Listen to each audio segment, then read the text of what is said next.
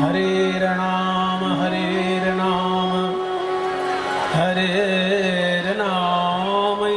केवलं कलौ नास्त्येव नास्त्येव नास्त्येव गतिरन्यथा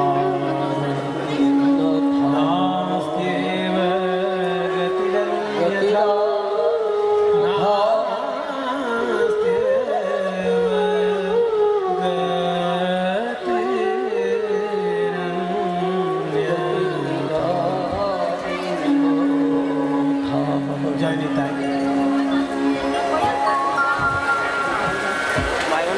উপস্থিত সকল গৌর গোবিন্দ অনুরাগী ভক্তবৃন্দ, সবার শ্রীচরণে আমার কোটি কোটি দণ্ডবত প্রণাম। আজ আমাদের পরম সৌভাগ্য, ভগবানের হরি গুণগান আমরা শ্রবণের এবং কীর্তনের সৌভাগ্য পেয়েছি। নববিধা ভক্তির মধ্যে প্রথম ভক্তি শ্রবণ, আর দ্বিতীয় ভক্তি কীর্তন। ভগবানের কৃপা ছাড়া কীর্তন শ্রবণ বা কীর্তন গান কোনোটাই সম্ভব নয়। আজকে সেই কৃপা আমাদের উপর ঝরে পড়েছে। যে শ্লোকটি আমি বললাম, হরের নাম হরের নাম, তিনবার হরি নাম শব্দটা উচ্চারণ করা হলো একই শ্লোকের মধ্যে। আমরা যতদূর শুনেছি, মুনি ঋষিরা সাধনা করেন বেশি, কথা বলেন কম। আর যারা সাধনা করে কম, কথা বলে বেশি, তাদেরকে বলে বকাট। সাধনা বিন্দু মাত্র, কিন্তু বক বক প্রচুর। এরকম যারা আছে তাদেরকে বকাটে বলে, মুনি ঋষি বলে। আর মুনি ঋষি যারা হয় তারা সাধনা অনেক করে, একটুখানি কথা বলে দেয়, তাতেই জগতের কল্যাণ হয়। তাহলে সেই যদি হয়, তাহলে মুনি ঋষি কেন একটা কথা তিনবার বলছেন? বক করা তো মুনি ঋষির কম্য নয়, তো বকাটে লোকের কম্য।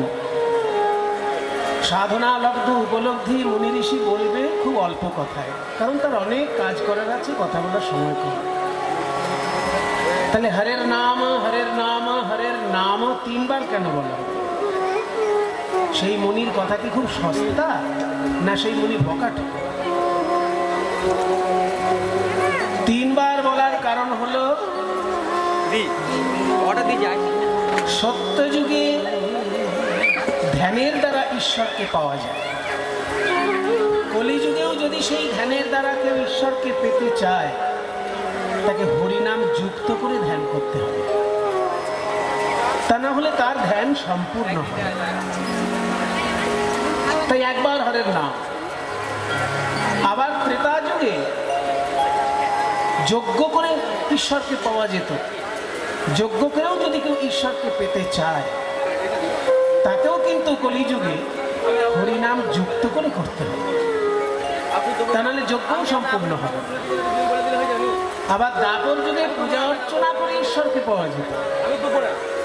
সেই পূজা অর্চনা করেও যদি কলিযুগে কেউ ঈশ্বরকে পেতে চায়, তাকেও হরিনাম যুক্ত করে পূজা অর্চনা করতে হবে, তা না হলে পুজোও সম্পূর্ণ হবে। এবার যজ্ঞ তো আমাদের আশেপাশে খুব একটা বড় হয় না। ওই কালী পুজো করতে গিয়ে একটা যজ্ঞ হলো, দুর্গা পুজো করতে গিয়ে একটা যজ্ঞ হলো। ওই যজ্ঞ খুব একটা বড় মাপের যজ্ঞ নয়। বড় সড়ো যজ্ঞ দেখতে গেলে উড়িষ্যায় যাবেন, উত্তরপ্রদেশে যাবেন, দক্ষিণ ভারতে যাবেন, বড় বড় যজ্ঞ কেমন হয় তখন দেখতে পাবেন। আমাদের দেশে খুব একটা বড় যজ্ঞ দেখা যায় না। আমাদের দেশের যজ্ঞটা পুজোর অন্তর্গত। কালী পুজো করতে গেল, সঙ্গে একটা যজ্ঞ করতে, দুর্গা পুজো করতে গেল, একটা যজ্ঞ করতে।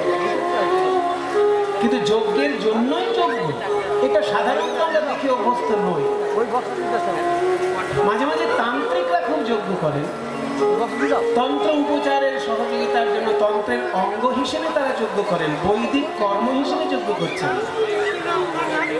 তান্ত্রিকরা যে সারাদিন যজ্ঞ করে দেখা যায়, যে সারাদিন ধরে যজ্ঞ হচ্ছে, বা সারা রাত্রি ধরে, অমাবস্যায় সারা রাত্রি ধরে যজ্ঞ, হতেই পারে তান্ত্রিক বাবারা করেন, কিন্তু সেটা বৈদিক যজ্ঞ নয়। কারণ বৈদিক যজ্ঞ কখনো রাতের বেলা হয় না। বৈদিক যজ্ঞ সূর্যোদয়ে শুরু হবে, সূর্যোদয়ের মধ্যে শেষ হবে। রাতের বেলা বৈদিক যজ্ঞ সাধারণত হয় না। তাই সারা রাত্রি ধরে যদি কোথাও যজ্ঞ, সেটা তান্ত্রিক যজ্ঞের মধ্যে সেই যজ্ঞ যদি কেউ করতে চায় কলিযুগে, আসলে কলিযুগটা এমন একটা যুগ, এখানে গণতন্ত্র প্রধান, সমস্ত মত মিলে একটা মত তৈরি হবে, সমস্ত মত নিজস্ব স্বাধীনতা বজায় রেখেই চলবে। তাই কলিযুগে সব সাধনাই চালু আছে, ধ্যানও চালু আছে, যজ্ঞও চালু আছে, পূজা অর্চনাও চালু আছে, আলাদা করে হরিনামও চালু আছে। কিন্তু মুনি ঋষি যে 3 বার বললেন হরের নাম হরের নাম হরের নাম, তার কারণ হচ্ছে যে হরিনাম ছাড়া অন্যান্য কর্ম যদি কেউ করে, যেমন হরিনাম ছাড়া যজ্ঞ যদি কেউ সারাদিন করে, সেখানেও হরিনামটা যুক্ত না করলে কলিযুগের জন্য অন্তত সম্পূর্ণ হবে না। পুজো অর্চনা করে সেখানে হরিনাম ছাড়া সম্পূর্ণ হবে না। ওই জন্য যে কোনো ঠাকুর মশাই দেখবেন পুজো করার সময় আগে কোষা থেকে কুশিতে জল নিয়ে 3 বার বলেন ওম বিষ্ণু ওম বিষ্ণু ওম বিষ্ণু। ওখানেই কিন্তু আসল কাজটা হয়ে গেল, হরিনাম যে হয়ে গেল। ওখানে 3 বার যে ওম বিষ্ণু বলে আচমন করা হলো, ওখানেই কিন্তু পুরো পুজোর যে শুভারম্ভ, সেখানেই কিন্তু হরিনামটা করা হয়ে গেল। আচমন মানে মুখ ধোয়া, যেহেতু মুখে অনেক বাজে কথা বলতে হয়, অনেক বাজে বাজে খাবারও মুখের মধ্যে ঢুকছে, সেই জন্য পুজোর আগে 3 বার আচমন করা নিয়ম, মুখটা ধোয়া নিয়ম। এবার মুখ ধুতে পুজোর সামনে বসে তার কুলকুচি করে মুখ ধোয়া হবে না, ওই জন্য একটু জল নিয়ে মুখে দেওয়া, সেটাকে আচমন বলে। তাতে হচ্ছে ওম বিষ্ণু ওম বিষ্ণু ওম বিষ্ণু। তারপরে তদ বিষ্ণু পরমং পদং সদা পশ্যন্তি সূর্য নির্বাচক সমাপতি, এটা বেদের একটা মন্ত্র, ওর সঙ্গে যুক্ত করে দেওয়া হবে। তদ বিষ্ণু পরমং পদং সদা পশ্যন্তি সূর্যঃ, সেই বিষ্ণুর পরম পদ দেবতার মতো মানুষরা সবসময় দেখেন, এইটার মানে হলো এই, সেই বিষ্ণুর পরম পদ যারা দেবতার মতো মানুষ হতে পেরেছে বা দেবতা হতে পেরেছে, মনুষ্যকুলে জন্ম নিয়েও যারা দেবতা হয়ে গেছেন, তারা সেই বিষ্ণুর পরম পদ দর্শন করতে পারে। এই কথাটা বলে আচমন করা হয়। কাজেই পুজোর সঙ্গে হরিনাম যুক্ত হলো, হয়ে গেল সম্পূর্ণ পুজো। ধ্যান যদি করতে চাও, দেখবেন ধ্যানী যারা ধ্যান করেন তারা ধ্যানে বসে আগে একটা হরিনাম করে নেন, হরি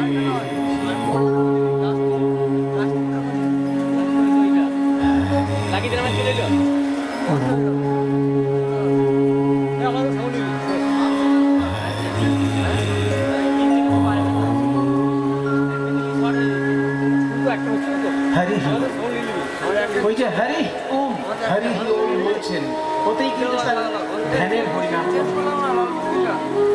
এই জন্য মুনি ঋষি বলছেন 3 বার হরের নাম হরের নাম হরের নাম কেবলম কলৌ নাস্তিব নাস্তিব নাস্তিব, সেটাও 3 বার বললেন। তার অর্থ হচ্ছে এই যে তুমি যদি শুধু যজ্ঞ করো তাহলে তুমি কলিযুগে কিন্তু ঠিক কাজ করছো না, তুমি যদি শুধু ধ্যান করো তাহলে কলিযুগে অন্তত ঠিক কাজ করছো না, তুমি যদি শুধু পূজা অর্চনা করো কলিযুগে অন্তত ঠিক করছো না। কলিযুগে যেটাই করতে চাইবে হরিনাম যুক্ত যেন থাকে, নিদেন পক্ষে হরি ওম তৎসৎ কিংবা ওম বিষ্ণু মিনিমাম হরিনাম। এইটুকু করেও কিন্তু তারা কলিযুগে হয় পুজো করছেন, নয় যজ্ঞ করছেন, নয় ধ্যান করছেন। আমরা ভারতবাসী, আমাদের এক এক যুগে এক এক রকমের শাস্ত্র নেমে এসেছে।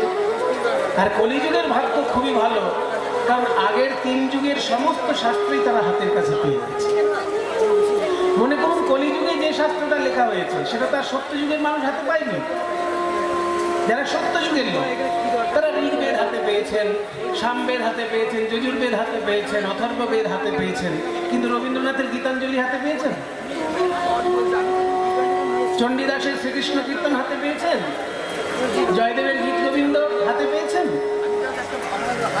তাহলে তাদের দুর্ভাগ্য। আমাদের তুলনায় তাদের দুর্ভাগ্য, এটা বলতেই পারি। আমরা অহংকারী কলিজি, যে কথা বলছি কেউ কাটতেও পারবে না। সত্যযুগের ঋগ্বেদ, সামবেদ, যজুর্বেদ, 4টে বেদ থেকে আমি 4টে মন্ত্র বলছি, তাহলে সম্পূর্ণ বেদ চর্চা আপনাদের হয়ে যাবে। ঋগ্বেদের মন্ত্র ওম অগ্নিমিড়ে পুরোহিতং যজ্ঞস্য দেবং ঋত্বিজং হোতারং রত্নধাতমং। ঋগ্বেদের প্রথম মন্ত্র এটি। সারা পৃথিবীর কাছে সনাতন ধর্মের এটা গর্বের ব্যাপার যে পৃথিবীর অনেক প্রাচীন ধর্ম ধ্বংস হয়ে গেছে, কিন্তু সেই প্রাচীন ধর্মের সমতুল্য আমাদের সনাতন ধর্ম ধ্বংস হয়ে যায়নি। এটা আমাদের অহংকার। মনে করুন আপনি যদি মিশরে বেড়াতে যান, বড় বড় পিরামিড দেখবেন, পিরামিডের ভিতরে যদি দেখেন রাজা রানীদের সমাধি দেখবেন, কিন্তু সেই পিরামিডের মধ্যে দেখবেন অনেক ধর্মীয় সংস্কার ছবিতে পাথরের মধ্যে খোদাই করা আছে, কিন্তু সেই ধর্ম আজকাল কেউ মানে কি, কেউ জানে কি? মানা তো দূরের কথা, জানেই না ধর্মটা কেমন ছিল। তাহলে পিরামিডের মমি, যেসব মমিগুলো পিরামিডের মধ্যে শুয়ে আছে, তারা যে ধর্ম পালন করত, সেই ধর্ম পালন করার একটা মানুষও পৃথিবীতে নেই। কারণ সেই লোকগুলোও মারা গেছে, তাদের ধর্ম পৃথিবী থেকে মুছে গেছে। সেই জায়গায় এখন সবাই মুসলমান। ওই পিরামিডের আশেপাশে যারা থাকে বর্তমানে, ওইখানকার স্থানীয় মানুষ সব ইসলাম ধর্মে দীক্ষিত। পিরামিডের যুগের লোকেরা যে ধর্ম পালন করত, তার বিন্দুমাত্র সেখানে বেঁচে নেই।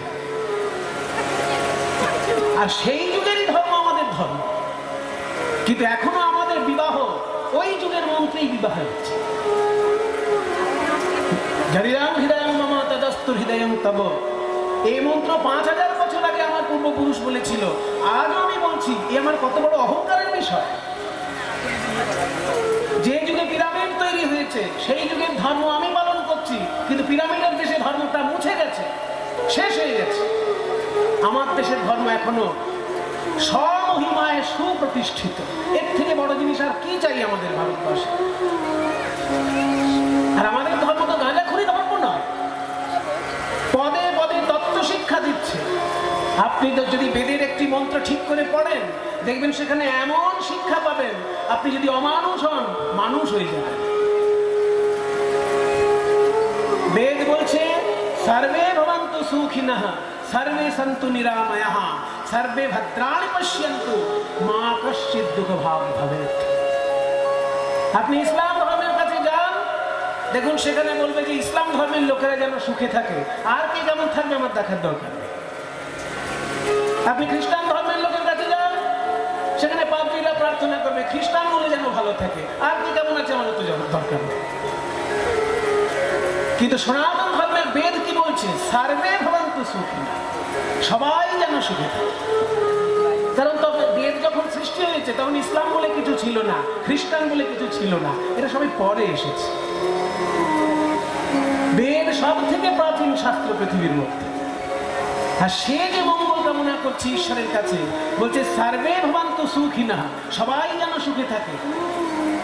সর্বে সন্তু নিরাময়াঃ, সবাই যেন নিরাময়, রোগ ব্যাধি থেকে মুক্ত থাকে। সর্বে ভদ্রাণি পশ্যন্তু, সবাই যেন ভালো জিনিস চোখে দেখতে পায়। এইটা একটা বড় ব্যাপার। ছোটবেলা থেকে যদি একজন চুরি দেখে, সে আস্তে আস্তে বড় চোর তৈরি হবে। কিন্তু ছোটবেলা থেকে যদি একজন বৈষ্ণবের সাধনা দেখে, সে বড় বৈষ্ণব না হতে পারলেও অন্তত একটা ছোট লোক হবে না, ভদ্রলোক হবে, চোর অন্তত হবে না। ছোটবেলা থেকে যদি বৈষ্ণবের যাজন ব্রাহ্মণের যাজন কেউ দেখতে পায়, সে বড় হয়ে অন্তত একটা পাষণ্ড হবে না, ভদ্রলোক থাকবে। সেই জন্য বলছে সর্বে ভবন্তু সুখিনঃ সর্বে সন্তু নিরাময়াঃ সর্বে ভদ্রাণি পশ্যন্তু, সবাই যেন ভালো জিনিস দেখতে পায়। মা কশ্চিৎ দুঃখভাগ ভবেৎ, কেউ যেন দুঃখ না পায়। এই একটা মন্ত্রই তো যথেষ্ট জগতের কল্যাণ কামনার জন্য। তাই এটা আমাদের গর্ব যে পৃথিবীতে যে যুগে পিরামিড তৈরি হয়েছে, সেই যুগে আমাদের ঋগ্বেদের মন্ত্র আর সেই মন্ত্র আজ পর্যন্ত পুজোর মধ্যে, যজ্ঞের মধ্যে প্রচলিত আছে, আমাদের বিবাহ সংস্কারের মধ্যে, আমাদের শ্রাদ্ধ সংস্কারের মধ্যে প্রচলিত আছে। এটাই তো আমাদের গর্বের ব্যাপার। তাই প্রথম বললাম ঋগ্বেদ থেকে মন্ত্র, অগ্নিমীড়ে পুরোহিতম, মানে অগ্নিকে আমি উপাসনা করি। এখানে অগ্নি শব্দের অর্থ মানে শুধু আগুন নয়। অগ্নি মানে আগুন, ঠিক কথা, কিন্তু অগ্নি মানে শুধু আগুন নয়, অগ্নির তাত্ত্বিক অর্থ আছে। অগ্রে নিয়তে ইতি অগ্নি, অর্থাৎ যে তোমাকে এগিয়ে নিয়ে যায় সেই হচ্ছে অগ্নি, যে আগে অবস্থান করে সেই হচ্ছে অগ্নি। এগুলো তাত্ত্বিক অর্থ। এমনি অগ্নি মানে তো আগুন, কিন্তু অগ্নি শব্দটার তাত্ত্বিক অর্থ হচ্ছে অগ্রে নিয়তে ইতি অগ্নি, যে তোমাকে জীবনে এগিয়ে নিয়ে যেতে সুবিধা করবে। ভগবান সবসময় তোমার মঙ্গল চাইছেন, তোমাকে এগিয়ে নিয়ে যাচ্ছেন। তুমি ভালো কাজ করলেই জানবে তার ইচ্ছায় করছো, আর মন্দ কাজ করলেই জানবে তোমার ইচ্ছায় করছো। যখনই তুমি ভালো কাজ করছো জানবে ঈশ্বরের ইচ্ছা হচ্ছে, কারণ ঈশ্বর হচ্ছেন মঙ্গলময়, তোমাকে দিয়ে করিয়ে নিচ্ছেন মঙ্গল কর্ম। তাই অগ্রে নিয়তে ইতি অগ্নি, অগ্নিমীড়ে পুরোহিতম, তিনি পুরোহিত মানে জগতের তিনি কল্যাণ চান। দেবস্য যজ্ঞস্য দেবম, এই যজ্ঞের তিনি দেবতা, আবার ঋত্বিজা, তিনিই হলেন এই যজ্ঞের ঋত্বি। হোতারম, তিনি আবার এই যজ্ঞের হোতা। রত্নধাতমম, রত্ন ধারণ করে আছেন আমাদেরকে দেবেন বলে। তাহলে ঈশ্বরের উপাসনার প্রথম কথা, ঋগ্বেদের প্রথম মন্ত্র, সেই হাজার হাজার বছর প্রাচীন যুগের আমরা শুনলাম। ওম অগ্নিমীড়ে পুরোহিতম যজ্ঞস্য দেবম ঋত্বিজম হোতারম রত্নধাতমম। এটা ঋগ্বেদের মন্ত্র। তারপর সামবেদ, সামবেদের প্রথম মন্ত্র ওম অগ্না আয়াহি বিলতয়ে গৃণানো হব্যদাতয়ে নিহোতা সৎসিবর্হিষি। হে অগ্নি, তুমি এসো, এই সামনে আসন পেতেছি, কুশের আসন পেতে দিয়েছি তোমায়, তুমি বসো, আমাদের মনোবাঞ্ছা পূর্ণ করো। আর যদি মনে করো আমাদের মনোবাঞ্ছার মধ্যে কোনো বাজে জিনিস আছে, তাহলে সেটা না দিয়ে তুমি যেটা ভালো বোঝো সেইটা আমাদেরকে দাও। আমার পক্ষে যেটা ভালো তুমি মনে করবে তাই আমাকে দেবে। দীক্ষা, যজুর্বেদের প্রথম মন্ত্র ওম ঈশত্বজ্জত্বাবায়বস্তঃ দেববৎ সবিতা প্রাপয়তু শ্রেষ্ঠতমায় কর্মণে। সেই বায়ু দেবতাকে আমি স্তব করি শক্তি পাওয়ার জন্য। বায়ুর কাছ থেকে শক্তি পাওয়া যায়। আমরা যে জীবনে বেঁচে থাকি, কিভাবে বেঁচে থাকি? যদি নাকে অক্সিজেন যায় তবেই তো বেঁচে থাকি। তাহলে নাকে যদি অক্সিজেনটা না যায় বাঁচবে কেউ? তাই জীবন শক্তি পাওয়া যায় বায়ুর কাছ থেকে। তাই বায়ুর মধ্যে দিয়েও সেই পরমেশ্বরই আমাদেরকে কৃপা করছে। তাই বায়ুর স্তর এই যজুর্বেদের প্রথম মন্ত্র। ওম ঈশত্বজ্জত্বাবায়বস্তঃ দেববৎ সবিতা প্রাপয়তু শ্রেষ্ঠতমায় কর্মণে। তারপর বাকি রইল অথর্ববেদ, সেখানে আবার জলকে স্তব করা হচ্ছে প্রথম মন্ত্রে। ওম শন্নো দেবীরভিষ্টয়ে আপো ভবন্তু বীতয়ে সংয়োরভিশ্রবন্তু নাহ। সং মানে শান্তি, আমাদের শান্তি বিধান করুন। জলের মধ্যে দিয়ে ঈশ্বর আমাদেরকে শান্তি বিধান করে। সং নো দেবী অভিষ্টয়ে, আমাদের সমস্ত অভিষ্ট দেবী পালন করুন। সঙ্গ দেবীর অভিষ্টায় আপরবন্ত পেতায়। এই যে পবিত্র জল, এই জল যখন আমরা পান করব, সেই পবিত্র জলের মধ্যে দিয়ে আমাদের দেহ মন প্রাণ সব কিছু যেন পবিত্র হয়ে যায়।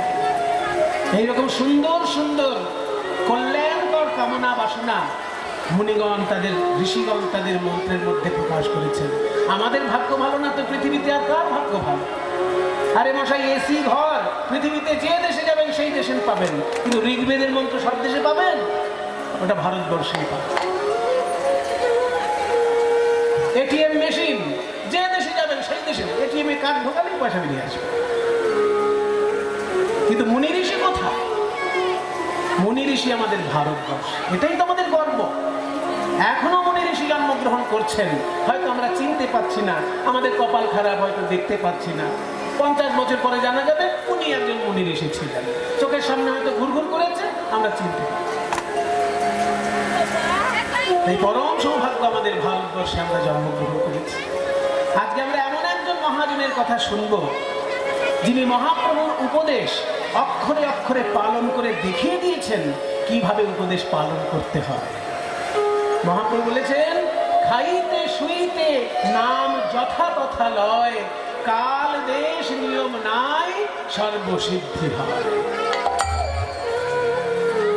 মহাপ্রভুর কথায় খাইতে শুইতে নাম, নাম নামকারি বরধানি য সর্বশগতি সত্রার্পিতা নিয়মিত স্মরণেন কাল, एतादृशी तव कृपा भगवन् ममापि दुर्दैवमिदृशमिहाजनिनानुरागः, एतादृशी तव कृपा भगवन् ममापि दुर्दैवमिदृशमिहाजनिनानुरागः। এই শ্লোকটা মহাপ্রভুর লেখা।